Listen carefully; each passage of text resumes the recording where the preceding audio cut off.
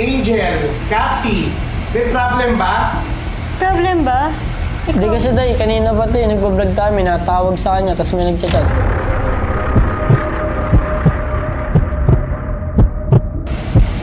Ano naman sa'yo? Kaya nga, it's my privacy. Ba't ka ba kasi natingin sa phone ko? Hindi ko naman tinitignan eh, nagno-notif eh. Ano ba mga nababasa mo? Tayo yung nickname pa eh, may love ko. Tapos mag-iingat ka dyan kung kumain ka na ba.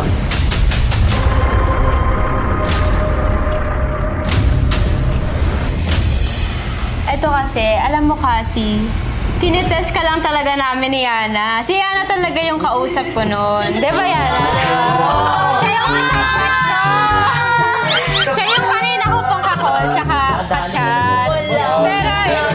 Pero in fairness, guys, talagang nakita namin na, nakita ko na affected talaga siya kapag may kausap. Nangingi pa talaga sa amin ng tulong.